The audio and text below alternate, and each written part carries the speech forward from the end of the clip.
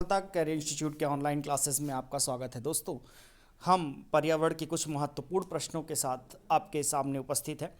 दोस्तों, पहला ही क्वेश्चन है कि विश्व पर्यावरण दिवस कब मनाया जाता है। तो दोस्तों, विश्व पर्यावरण दिवस कब मनाया जाता है? 5 जून को। कब मनाया जाता है? 5 जून को। अब कह रहा है कि विश्व पर्यावरण दिवस 2020 की थीम क्या थी। तो दोस्तों, विश्व पर्यावरण दिवस 2020 की थीम थी जैव विविधता।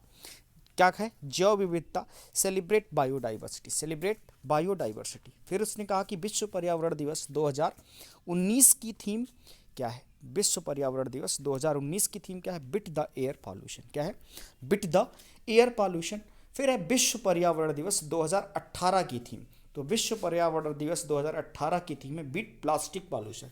क्या है? Beat plastic pollution. अब दोस्तों, अगर आपसे पूछ लिया जाए कि विश्व पर्यावरण दिवस 2021 की थीम क्या है, विश्व पर्यावरण दिवस 2021 की थीम क्या थी, तो दोस्तों क्या बताएंगे आप? Ecosystem restoration. क्या था? इकोसिस्टम रेस्टोरेशन, अर्थात परिस्थितिकी पुनर्बहाली। क्या है? परिस्थितिकी पुनर्बहाली, या फिर आप कह लीजिए इकोसिस्टम रेस्टोरेशन। ठीक, अगले स्लाइड की तरफ हम चलते हैं। अगला स्लाइड है दोस्तों भोपाल गैस त्रासदी का। किसका है? भोपाल गैस त्रासदी, जो कि बहुत महत्वपूर्ण क्वेश्चन है और एग्जामिनेशन में बहुत ही बार पूछा गया है। तो भोपाल गैस त्रासदी दोस्तों, स्थान क्या है इसका? भोपाल। स्थान क्या है? भोपाल। कब की घटना है यह? 3 दिसंबर 1984 की। कब की है? 3 दिसंबर 1984 की। पूछा जाता है कि यहाँ कौन से गैस का रिसाव हुआ। तो मिथाइल आइसोसाइनेट। किसका? Methyl isocyanate, CH3NCO। क्या है? CH3NCO। ठीक, इसी के 2 साल बाद दोस्तों एक घटना और हुई थी। कौन सी? चेरनोबिल परमाणु आपदा। चेरनोबिल परमाणु आपदा, स्थान था यूक्रेन। घटना हुई थी 1986 में। कब हुई थी घटना? 1986 में। और किसका रिसाव हुआ था? यूरेनियम का। किसका रिसाव हुआ था? यूरेनियम का रिसाव हुआ था। चलिए अगली स्लाइड की तरफ हम बढ़ते हैं। कह रहा है ग्रीन हाउस प्रभाव के लिए सर्वाधिक उत्तरदायी गैस। तो ग्रीन हाउस प्रभाव के लिए जो सर्वाधिक उत्तरदायी गैस है वह है कार्बन डाइऑक्साइड। क्या है? कार्बन डाइऑक्साइड, अर्थात CO2। अगला क्वेश्चन कह रहा है कि ग्रीन हाउस गैस को कम करने के लिए प्रोटोकॉल लागू किया गया। ग्रीन हाउस गैस को कम करने के लिए प्रोटोकॉल लागू किया गया। कौन सा प्रोटोकॉल? Kyoto protocol. कौन सा प्रोटोकॉल लागू किया गया था? क्योटो प्रोटोकॉल 1997 में। कब लागू किया गया? 1997 में। अब है अम्ल वर्षा। अम्ल वर्षा का कारण है क्या? सल्फर डाइऑक्साइड अर्थात SO2 और नाइट्रस ऑक्साइड अर्थात NOx। दोस्तों, जो इसका सूत्र है वह है H2SO4 plus HNO3 equal to अम्ल वर्षा। क्या होता है? H2SO4 plus HNO3 equal to अम्ल वर्षा होती है। तो दोस्तों, अम्ल वर्षा का जो प्रभाव होता है वह है कि फोड़े फुंसियों का निकलना, ठीक है, जलीय जीव जंतु या पेड़ पौधे का नष्ट होना, और ताजमहल जैसे जो इमारतें हैं वह उनमें पीलापन आ जाना, यह अम्ल वर्षा का ही प्रभाव है।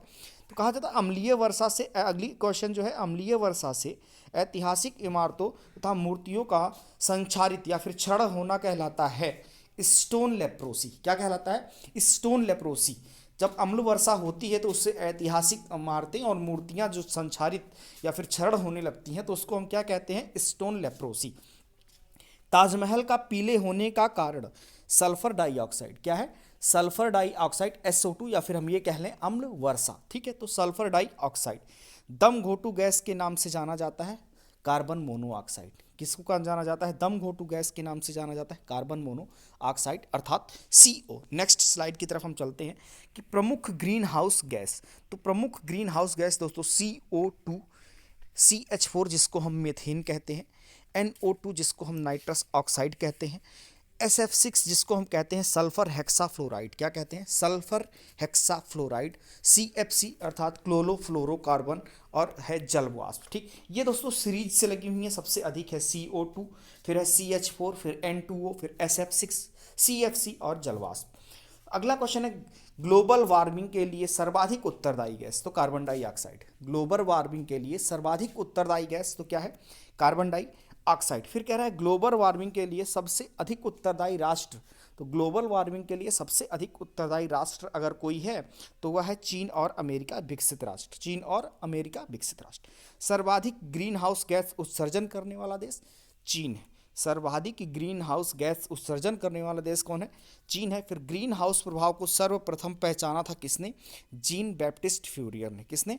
जीन बैप्टिस्ट फ्यूरियर ने। ठीक है दोस्तों, आज के लिए इतना ही। अगले वीडियो में फिर हम और प्रश्नों के साथ आएंगे। तब तक के लिए धन्यवाद।